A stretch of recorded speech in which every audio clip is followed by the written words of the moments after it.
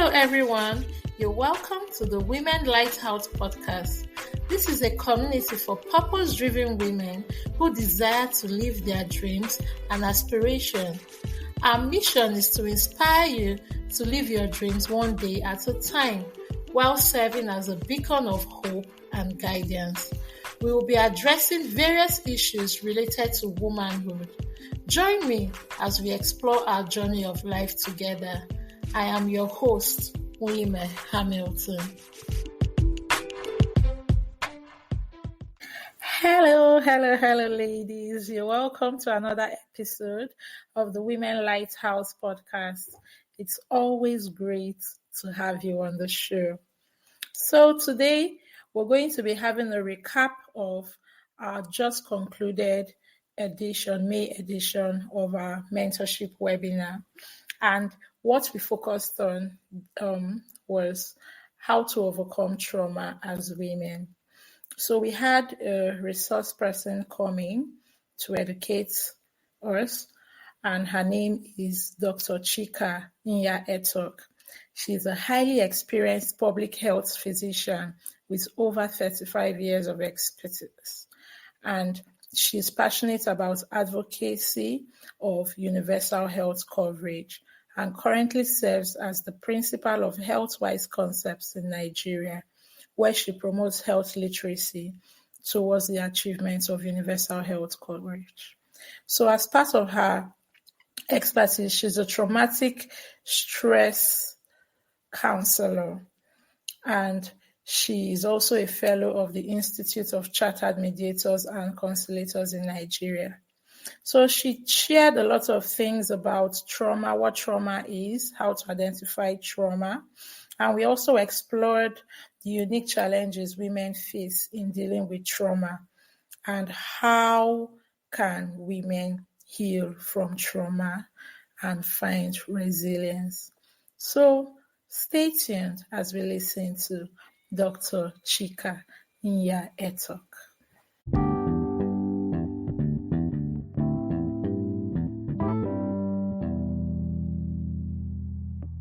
So, a woman's guide to navigating trauma and finding healing. You know, there's a lot of talk about trauma these days. Trauma. So I think we should start with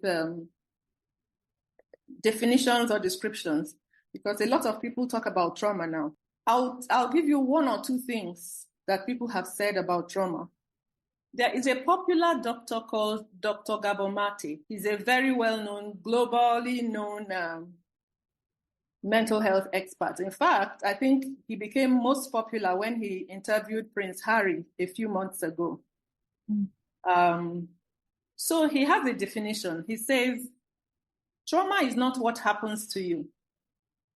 It is what happens inside you as a result of what happens to you. So if you look at that definition, it doesn't say it's any kind of experience that is trauma. It just says it has to do with the individual.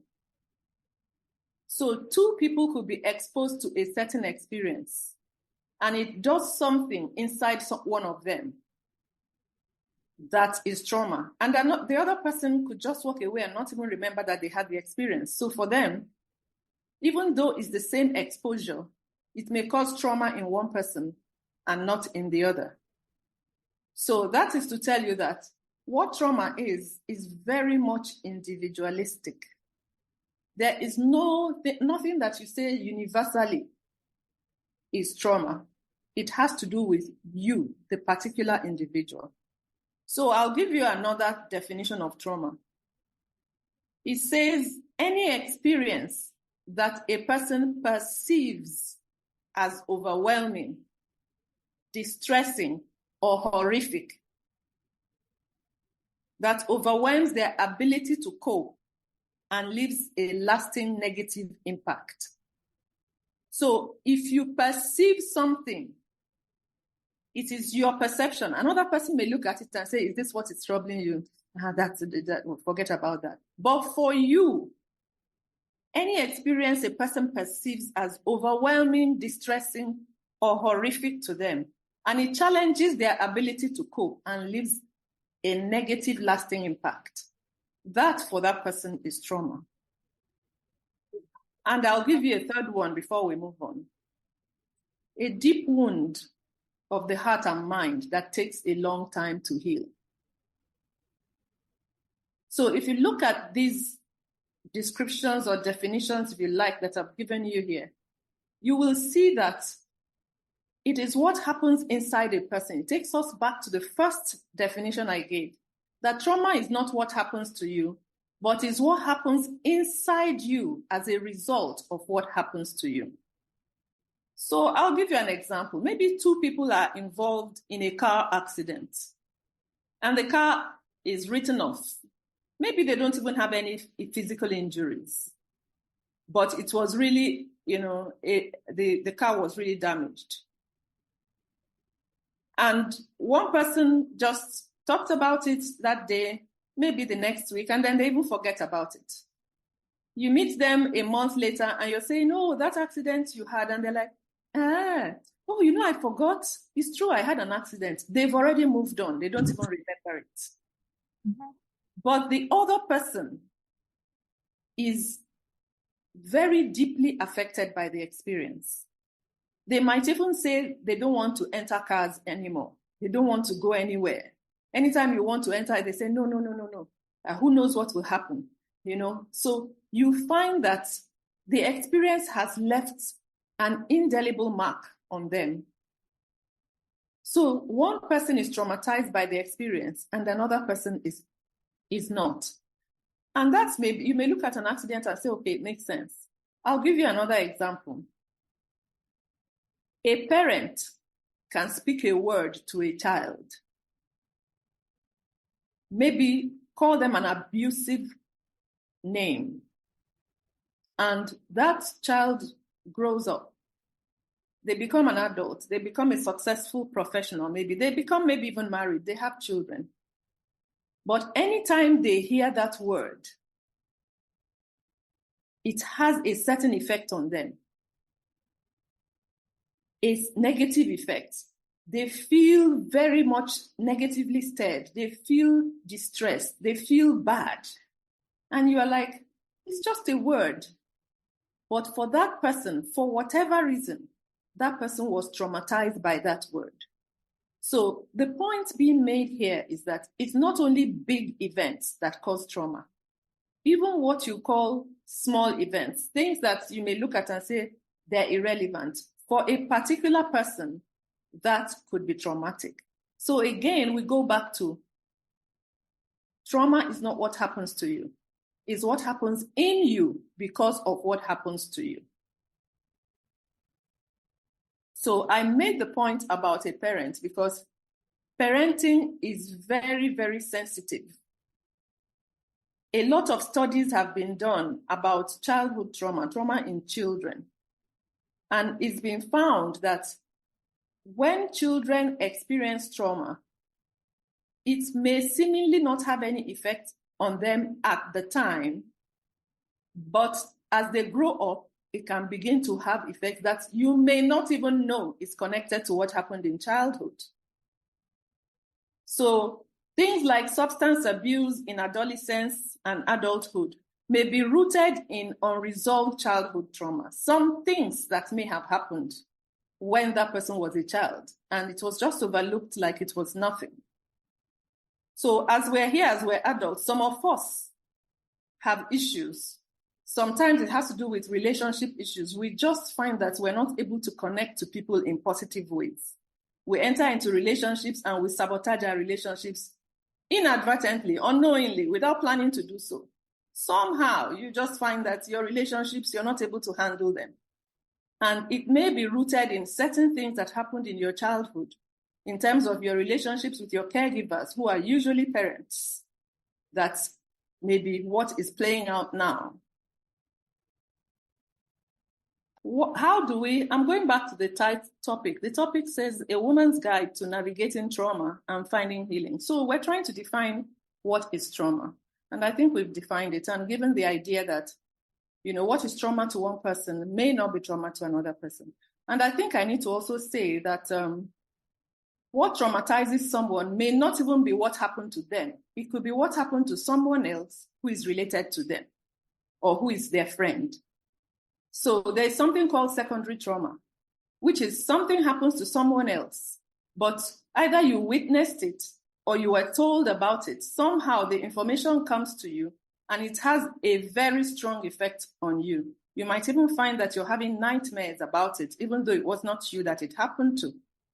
So we could be traumatized by what happened to somebody else. And sometimes these days, because the television can be very graphic too, it could even be something you saw on television that would traumatize you. So trauma could be primary or secondary. And trauma could be caused by one event only, like the example I gave about, say, an accident, maybe a plane crash or something, or a car accident. It could also be a recurring event, something that just keeps happening over and over. And a typical example would be domestic violence, for instance. You find that where there is domestic violence, it tends to happen in cycles. So the violence occurs, there's a period of seeming peace, and then before you know it, there's a trigger, and then it happens again, and then it happens again. So that's one typical recurring event that could cause trauma in the life of a person. And it could also be just one event, but it's prolonged for a long time. So it could be just a single event that just happens, or repeatedly, or a prolonged event. But whichever one it is, there are three ways that people who have been traumatized tend to behave. Three main ways that people who have been traumatized tend to behave. One is reliving the experience. Like as if you're living through it again, as if the experience is happening again and again.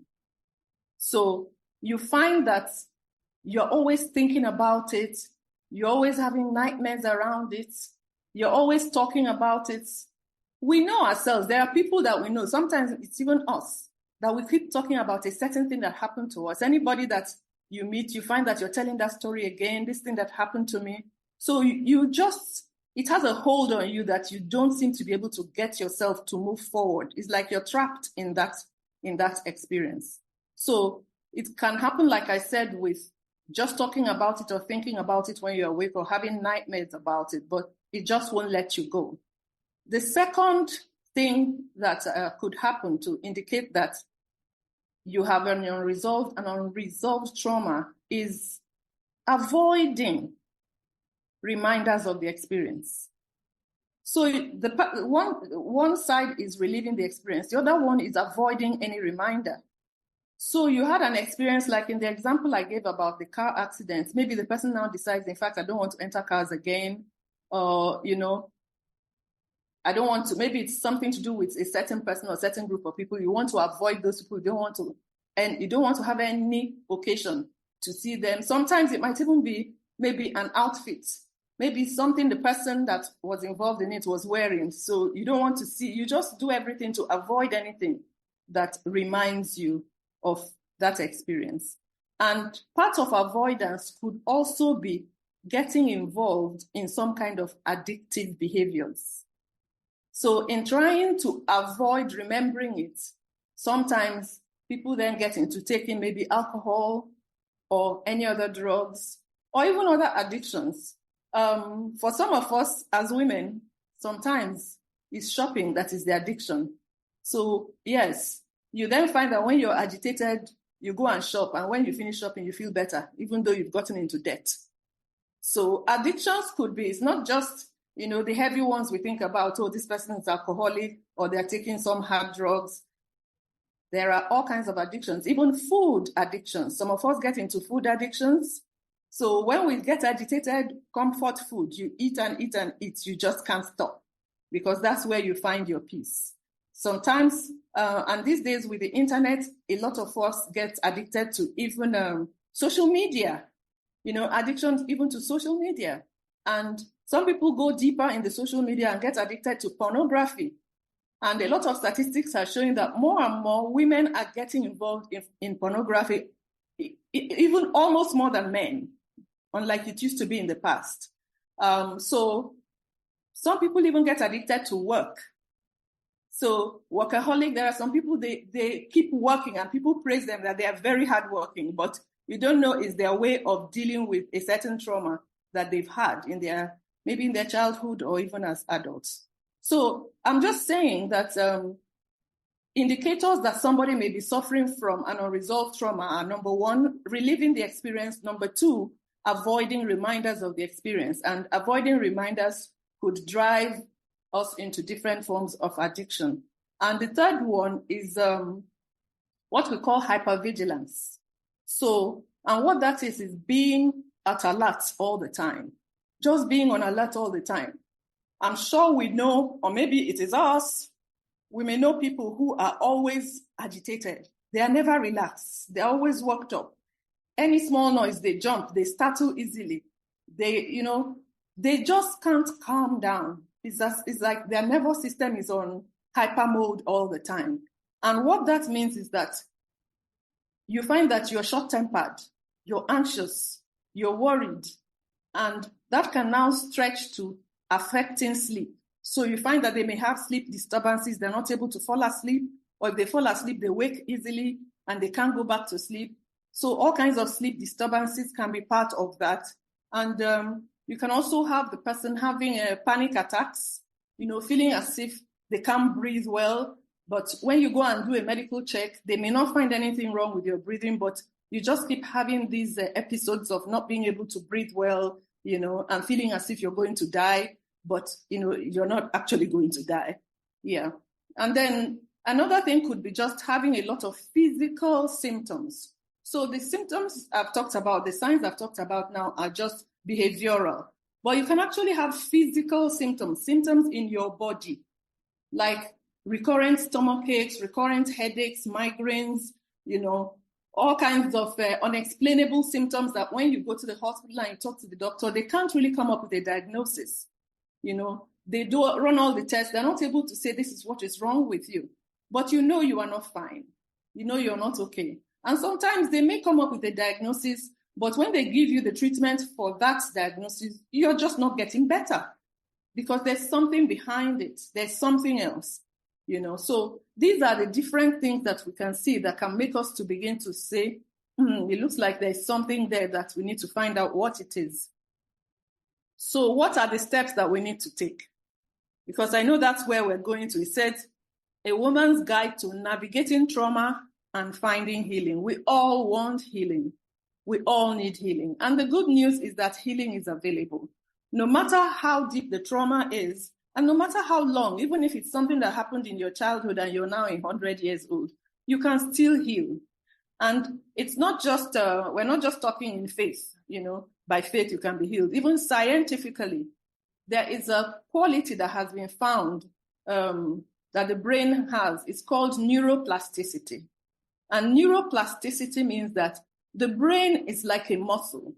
Like if you go to the gym, you can build up your muscles if you do the right exercises for that particular group of muscles, so that the brain is like a muscle.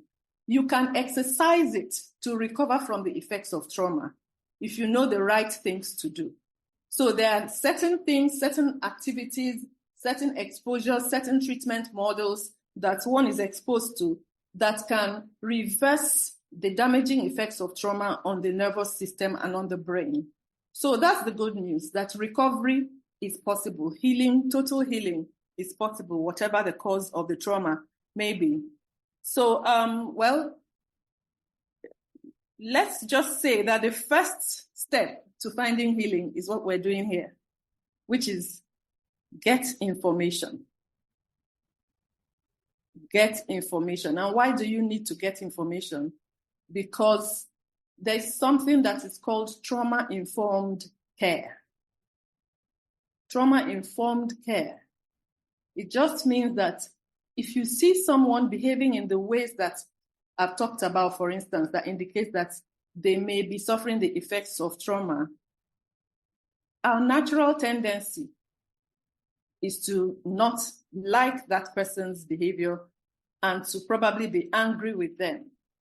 A typical example is if you know somebody who is addicted to something, you're not usually sympathetic. You're just wondering, why on earth do you want to wreck your life? Will you stop this? That's our natural tendency. But trauma-informed care says, instead of approaching people who are traumatized with that mindset of what is wrong with you, we should step back and look at the person as this person bears the image of God, was not created this way. Something happened that brought them to where they are.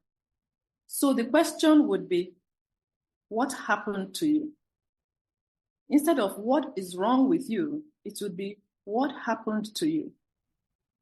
And that what happened to you is to try to dig into the history, dig into their past, dig into their experiences, dig into the memory, and find out what happened and along the line. How did it happen? And what can we do now to repair the damage that has brought what we now see as a trauma? So the first step is getting informed,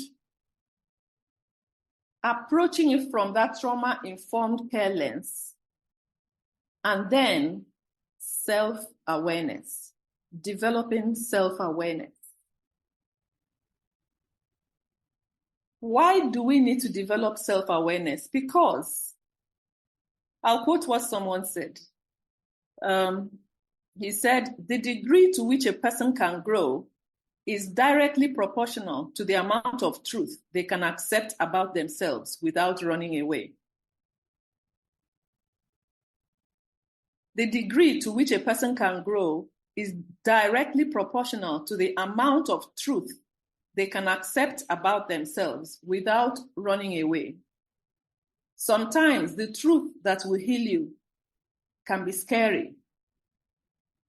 It's like taking a mirror and looking, and all along you thought you were a beauty queen, and then when you look into the mirror, you find that my face has many problems. So you don't want to accept that.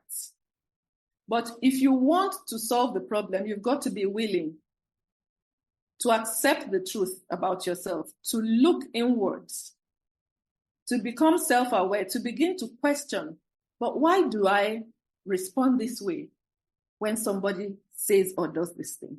Or why do I think people don't like me? Or why do I think I'm not beautiful, even though everybody says I am? Or why do I go out of my way to be pleasing everybody every time, even people who don't like me? Or why am I always angry? Why does everything annoy me? Or why am I always afraid? What am I afraid of? So there are these things that we experience, or people tell us, people around us who are close to us tell us that we do, but we become defensive about it and we say, look, that's the way I am. In fact, all of us in our family are like that. You can go and ask my mom. So you become defensive and you own your trauma as your personality. But you don't have to own it. Whatever it is, you can heal. You can recover from it, is the point. So the first step is self-awareness. Being willing to go on that journey of self-exploration. From where you are now to finding your authentic self. Not the self that you have become because of defense mechanisms that you developed due to the trauma that you had.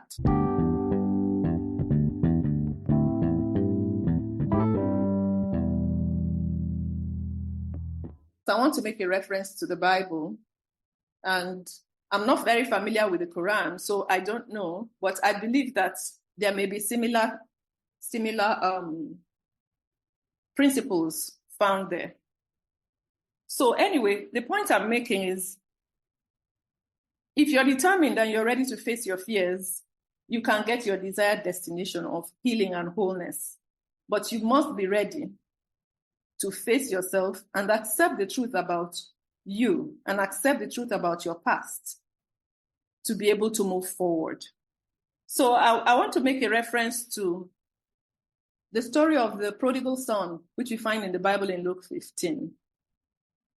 And we're told that this man, who was a rich man, he had 2 sons. And the younger one woke up one day and said, you know what, I want you to share your inheritance and give me my share. I don't want to wait for you to die. And so he gives the guy the share and he goes away and he wastes the money in wasteful living, is what we're told. And when the money finishes, all his friends abandon him. And now he's so low. He's lost everything. He's lost friends. He's lost money. He's now even attaching himself to somebody to say, please give me a job so I can survive. And guess the job they're giving him? To go and feed pigs. And so he's in that place and he gets to a point where we're told that one day he came to himself. And that's the word. He came to himself. And he said to himself, I will arise and go to my father. And I will tell him that I have offended you and offended God. Please forgive me, but take me back, even if it's just as a servant. So he gets up and he goes. And when he went back, and his father saw him from a distance as he was going home, the father went and embraced him. He didn't even allow him to finish making the speech. And he treated him like a prince.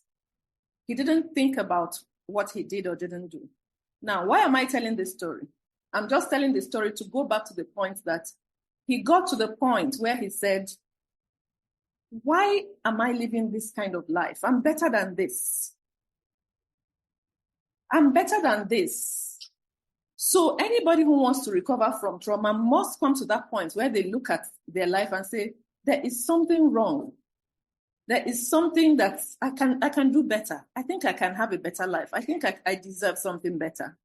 And be willing to take whatever step it is that they need to take to get to that healing. So you have to be intentional to seek healing.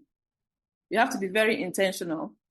And it's necessary to find safe spaces. And what is a safe space? A safe space where you can unburden. You can talk about your life. You can talk about your background. You can talk about your parents, your growing up years. You can talk about your relationships safely and in confidence, and be able to, in the presence of somebody who is trauma-informed and who knows the right questions to ask, help you to explore and try to trace where the issues happened and how you can recover from them. So we're not going into the details of that, but just to say you need to have that. You need to identify the losses that accompany trauma. And what do I mean by that? Anytime you have an experience that has a traumatic effect on you, which means it leaves a lasting negative impact. It leaves a deep pain in your heart or mind that takes a long time to heal. There are always losses that accompany. Some losses are obvious. For instance, some people's trauma may have to do with a bereavement. Maybe you lost a close loved one and you've not been able to, move forward from that. Those ones are obvious. But sometimes the losses are not so obvious. For instance, somebody could have a loss of reputation. Maybe something happened somewhere and somebody carried a rumor about you and it went all around. And these days with social media, maybe it went viral. And so it has affected you in a certain way. But you don't think of it as a major loss, but it is a loss of reputation. It could be a loss of, maybe it's a betrayal, maybe a relationship betrayal. Maybe you have a best friend who ran away with your boyfriend. There are different things that traumatize us as women, but whatever it is, it's important to sit down and identify the losses. And there are ways that a trained professional can help you to guide you to identify those intangible losses, apart from the very visible ones, so that when you identify them and name them, you can grieve your losses, because it's very important to grieve a loss. That's the only way you recover from it. A lot of times we deal with losses through denial. We deny them, or we tell ourselves we've gotten over it when we haven't. And how you know you haven't is that if you have not gotten over something, it keeps triggering you. Anytime you encounter it or something that looks like it, you are triggered and you react violently. So it shows that it still there is a wound there that hasn't healed. But when a wound has healed, even if you encounter it, it doesn't trigger you. You just look at it as any other experience. So, yes, it's important to grieve our losses. And the other thing I want to say is forgiveness. Forgiveness is a critical part of recovering from losses that have to do with interpersonal relationships. A lot of traumas that people suffer have to do with relationships. Things that have happened in the context of relationship, whether it is parent to child, or it's a friend, or it's a romantic relationship, whatever kind of relationship, a lot of people's traumas are linked to relationships. And so forgiveness is a critical part. But I have to put a caveat here that forgiveness is not the first step to healing. While it's an important step to healing, it's not the first step.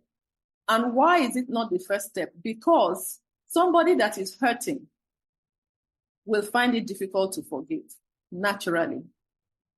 But when the wound is healed, or at least is healing, it becomes easy or easier to forgive. So there are certain steps that you need to take on the journey of healing that will then help you to be prepared and be able to forgive the person or persons who may be involved in the trauma that you experienced. But forgiveness is an important step, even though it's not the first step.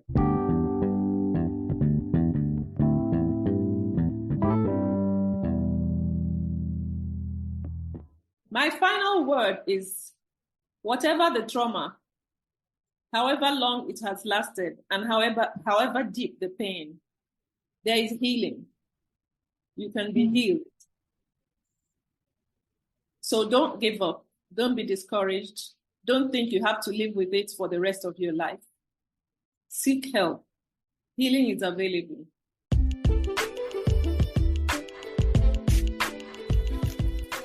Thank you for listening to today's episode of the Women Lighthouse podcast.